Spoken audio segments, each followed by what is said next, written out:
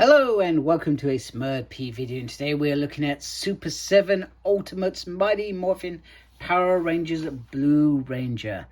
And we have the beautiful Triceratops coin up there. If I turn around, we have Mighty Morphin Power Rangers goodness there. Contains one figure with accessories, age 14 and above, apparently so. And then in there we have Billy and all his beautiful goodness. And then on the back, we have this beautiful promo picture, probably taken from the show. And then if you pause that, you can read about Billy, who was one of the longest serving members of Power Rangers. And it was great to see his character, David Yost's character, returning in Cosmic Fury. So, and once in... was it Once and Forever? Once and Always? Anyway, that special film that they made last year, which was very cool too. I want more. I really do. So let's get Billy out of his packaging and we can have a closer look. Okay, so here is the Blue Ranger out of the packaging. And I just wanted to quickly show this Blue Ranger next to Remastered and the one that we got in the earlier releases of Lightning Collection, just so you can see great comparison in terms of size and perhaps color variations. It's probably more closest to this, but then, you know, this has a sort of different blue, and the blue is probably more closer to this one, so to speak.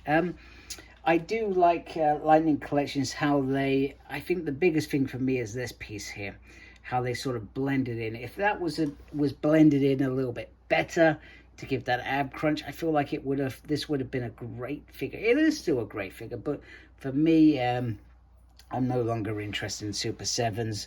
I will still get them and review them, but ultimately I sell them on. Great head sculpt, that looks very, very nice. The colors look very, very nice. You got this sort of matte finish, etc. Let's see if we can see that. One important Triceratops, it's always very difficult. You've obviously got the holster there. The nice black detail on there as well. The boots, a little bit of crinkle, and more importantly, you've got a black painted sole. And then just going around there, once again, similar pieces. So it does do its job very, very nicely. So I'm going to quickly look at articulation to get through that. So the head can go round, can look down, can look up. The shoulder can go do a 360, very tight as always. As you can see, I worry that little bits of paint will pop off as I move things around. I feel like that is always something that happens. There's movement on the ball joint there. Then there is movement on the actual biceps. Then there is the single, very carefully, piece there, which in terms of when you have him morphin, I feel like that is a big letdown in terms of it just being a single joint. Up and down on the wrist and a full rotation. Then you do have that ab crunchy piece there, and you do have a movement there. Now you can do a little lift up there, not very much. You can, yeah, very, very tight these top of these legs pieces here, and then you just have the single on the leg like so. So, I mean, I never expect much from articulation in terms of these figures. And it is always very simple in terms of that. So, but I think the idea of these, the way that you've got to look at them, is that they are designed as decorative pieces. So, first of all, we have the hands there. That's I'm going to change some hands and maybe add some weapons. I'm not entirely sure how I'm going to do this, but I will do it. I will show you it all, and drips and drabs. Okay, so first up is his special weapon. I'll be honest with you, I can't remember what episode this was. I'm sure it was something like season 2 where he created this. I felt like they created weapons a little bit better in season 2. But you got the nice Triceratops Sigma in there, little blast in there. Once again, because you haven't got the articulation here, I don't think you can achieve some great poses like you would perhaps with Lightning Collection. You know, it does limit it. It's great to have this. It's a beautiful accessory, but, you know, it's just let down by that little piece as well. And the other thing to remember is just when you're first initially changing your hands, be careful. You know, I worried about it. It took a little while to get that first set off. Once they're off, it becomes a little bit easier. You know, there are other methods, such as I think the hair dryers one, just to make it a little bit loose, etc. Some people use hot water. I've never really used hot water apart from extreme cases, but yeah, it's a great weapon. Let's move on to the next one. Next up is the lance, and I think they've done a really good job with this. So basically it is, and you'll see the smaller ones, it is a long piece, two long pieces, and they connect together really well.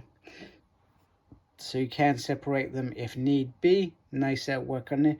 It does look like a triceratops in there, but I don't think it's coming up very well on camera.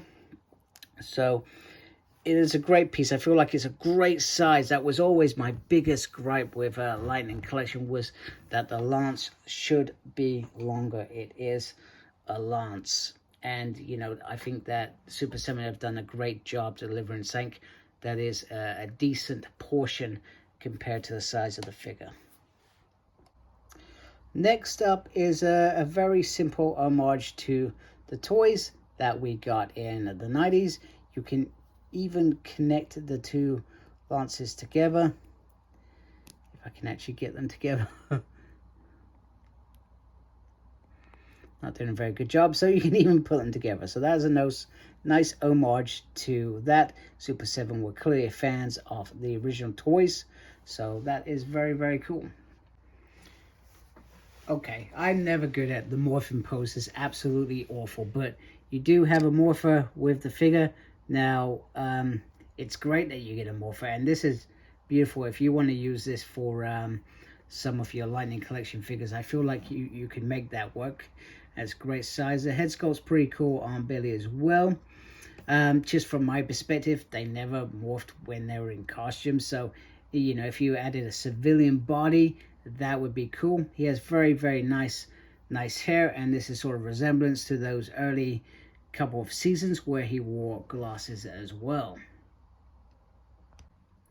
Next up, you have probably the more mature Billy, or actor David Yost's face. It is a nice head sculpt. I think works very well for especially for season 3. And then obviously you got the blade blaster gun, and he comes with the crystal that helps does the initiated sequence with the Megazord. So you have those two as well. And finally, we have the power lance split to its smaller pieces, so you can see that the long piece is not the short piece. That was the worst way I could have described that. But it's quite nice. It's quite condensed, and I feel like you could do some nice poses with this. I probably have gone very simple in terms of how this looks. But all in all, another figure reviewed, another figure survived, and it hasn't, what's the word, broken on me, or pieces haven't broken on me, so which usually makes me happy.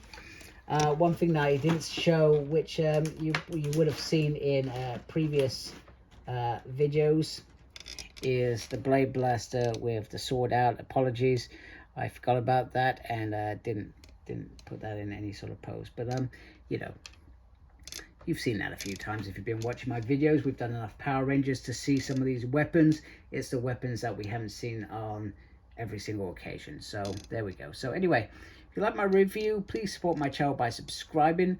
Thank you for watching. Thank you to those already subscribed to my channel. Make sure you look after yourself. Very important these days. As always, embrace geekiness. Take care. Goodbye.